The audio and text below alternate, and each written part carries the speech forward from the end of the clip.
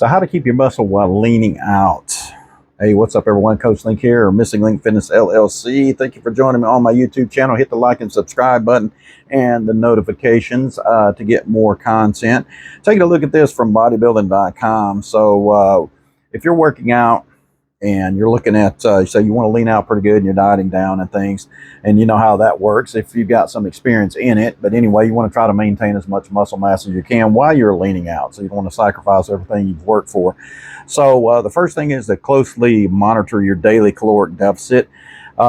Nothing seemingly says success faster than seeing a big drop in pounds in the bathroom scale, yet that's likely a warning sign you're losing substantial muscle and body fat. So to minimize the loss of lean tissue when following a caloric restricted diet, you can safely aim to lose about 0.5 to 1% of your body weight per week. So this is according to Paul Salter, MSRD. This equates to about 1 to 2 pounds per week for a 200-pound person.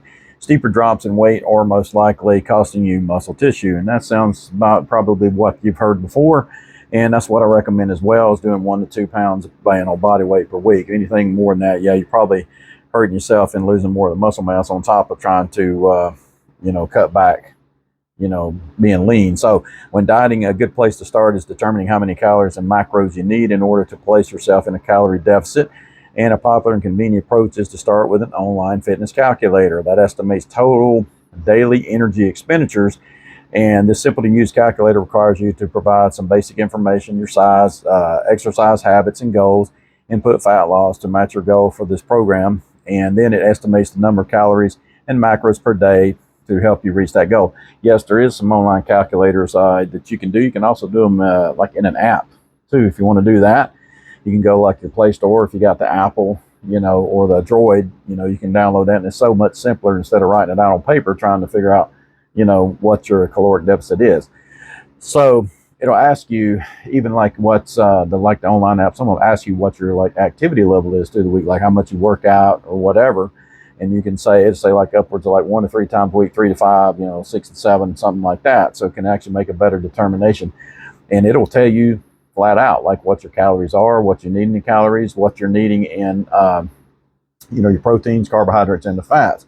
Another thing it can help you is MyFitnessPal. It's a very useful tool. It's free, and a lot of people by now probably well aware of MyFitnessPal. It's been around for quite a while, but it does help like tracking your calories. So if you can put everything in for that day, and you spread out your caloric intake, and your nutrients and stuff throughout the day, it does help. So bump up your protein intake when dieting, of course, and the calculations. Protein's importance isn't limited to those trying to gain size. If you're dieting, protein is an essential ally. Protein slows digestion and triggers the release of appetite-suppressing hormones, which helps defend against hunger and cravings. Consuming too little protein may result in your hard-earned muscle mass being used as energy. And research suggests consuming 0.8 to 1.25 grams of protein per pound of body weight. That may be optimal for minimizing muscle loss during a diet, particularly during a low-calorie or prolonged diet. Also, consume your carbs around your workouts. If you're, I would say recommended, I do for myself, I'd say upwards of about 200 grams if I'm leaning out, 200 grams of carbs in a day, pretty much. That's my most active days. On my days I'm at rest, I'm not working out quite as much, and then I'll do maybe about 100, something like that.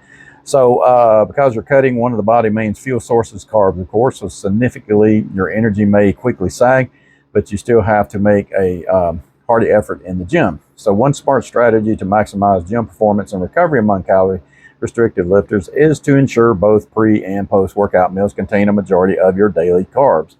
And that'll help fuel your workouts and restock spent muscle glycogen. So take that into consideration there.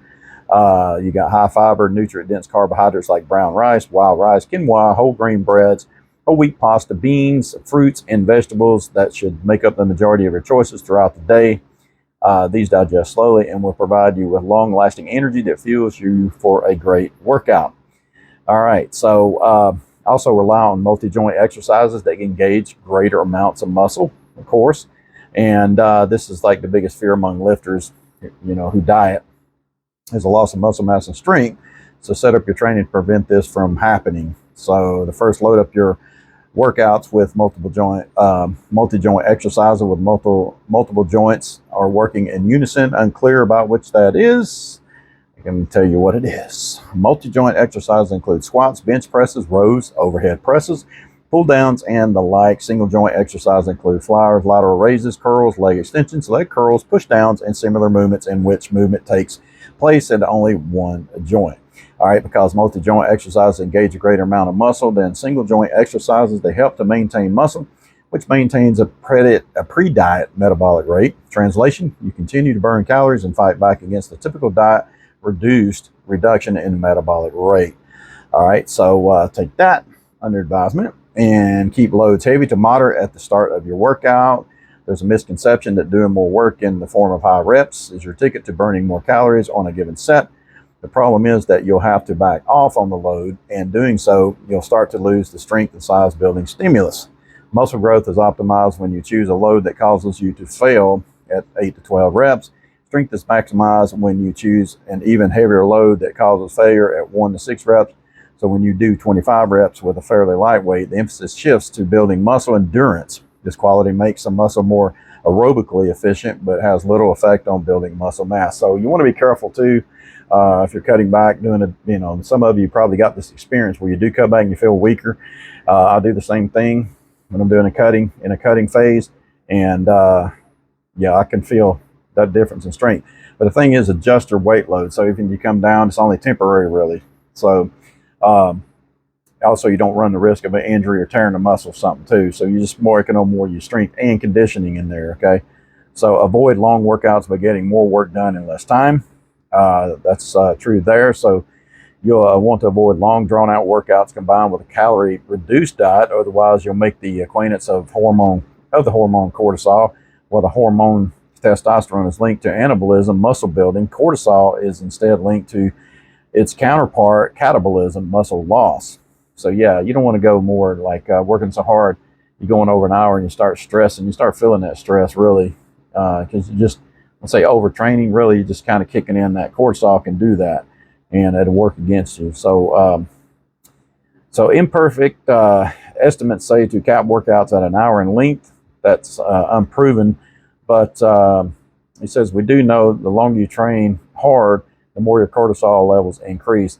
And isn't that a catch-22, of course? So it's longer workouts increase total calories burned.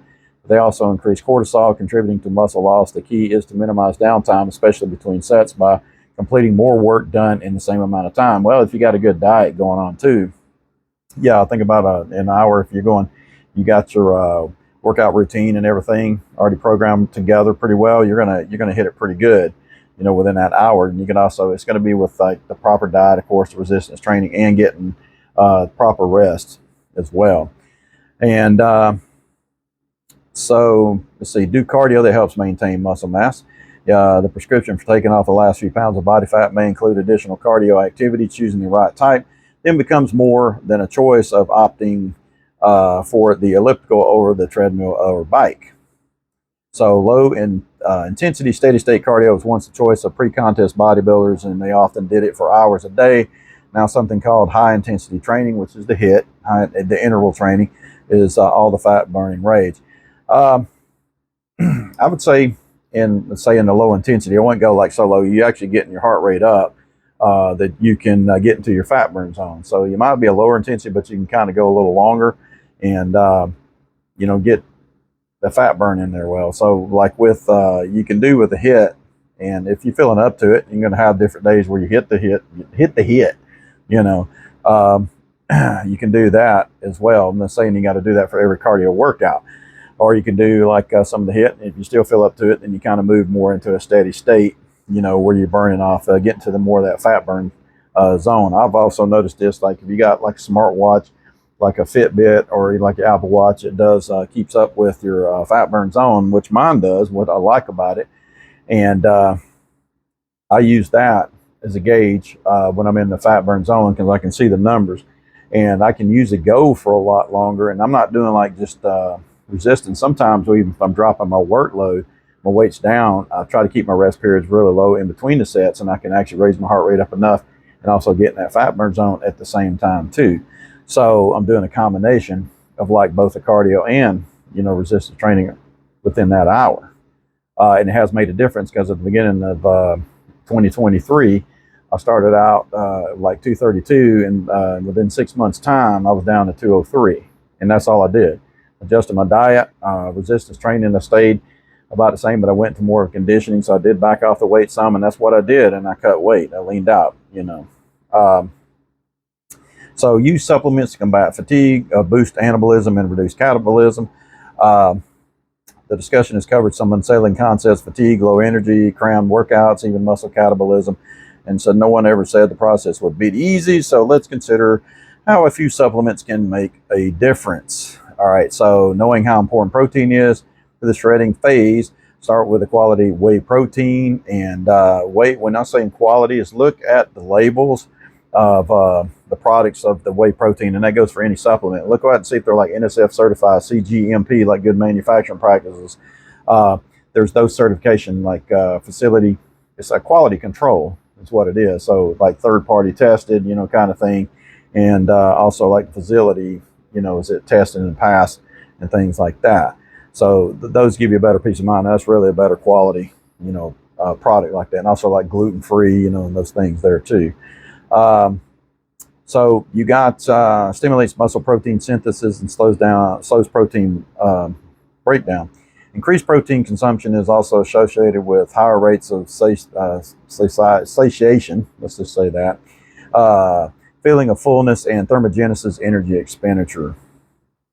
So if you're looking for an effective pre-workout supplement, make sure it contains caffeine. Studies have shown caffeine-containing supplements may improve the rate of fat breakdown and reduce perceived exertion during exercise. Moreover, green tea extract, that's one of them. I would say if you're doing some caffeine, some people, they take a lot and getting over 300 or something more in like milligrams and stuff. I honestly just recommend like 200. You don't need that much. It'd be so geeked up and bouncing off the walls. And then you might be taking some of that later in the day. Like if you work out before you go to work, if you're working or you do it after work, you might do it later in the day, and then you can't sleep. So I would just say, because no more than like really 200, but that's just my preference on that one. And also if you're taking in some carbohydrates, it's going to give you some a little extra energy there. So you're not over carbing, but carbing up just enough there as well. Let's see, some types of fat like fish oil can help you lower body fat while increasing fat-free mass. There's even some research that suggests that supplementing with omega-3s can increase rates of protein synthesis, leading to muscle gain. Another smart addition is beta-alanine, and if you're familiar with working out and kind of the workout world and also supplementation, you're pretty familiar with what beta-alanine is. So during exercise, hydrogen ions accumulate because of the increased intensity of your workout, which decreases your blood's pH levels and contributes to fatigue. Carnosine and molecules, a molecule that beta-alanine helps to produce in your body, serves to buffer hydrogen ions. Supplementing with beta-alanine increases carnosine levels and allows you to work at a higher intensity for longer periods of time. It gives you that prickly, tingly feel. If you're familiar with that, you know what I'm talking about. And also, let recovery take on even greater importance. So highly charged gym sessions, a more challenging approach to cardio, a calorie-restricted diet. Suddenly, your body is walking a fine line between fat loss and losing muscle. That took a long time to build, of course, and that's why adequate recovery becomes so important. So you've heard of this, is getting plenty of sleep, getting recovery time in. And also suppressing cortisol levels. So what's a full night? It's about 8 hours, and you've heard that, I'm sure, before. It's still a good benchmark. So recharging each day can not only help recharge your internal batteries, but refresh your mind so you're ready to give maximum effort one day after another. So those are just basics. So you probably even heard of some of those before about getting lean and things like that. But this is kind of just assure you on that too. And also, I always recommend doing constant research and study, as well. So if you know your craft or you're just kind of getting started out and you're learning it, this right here is a good place to start. So again, you want to lean out, just making sure you're getting enough good proteins, carbohydrates and fat, not overdoing, on all of them really. But anyways, just making sure you can maintain as much muscle mass as you can, getting your rest, recovery, and also, not overworking too much where you're kicking in that cortisol and then you don't recover as well. So anyway, hope that helps you out. I'm going to leave it right there. Again, hit the like and subscribe and the bell button to get more content like this.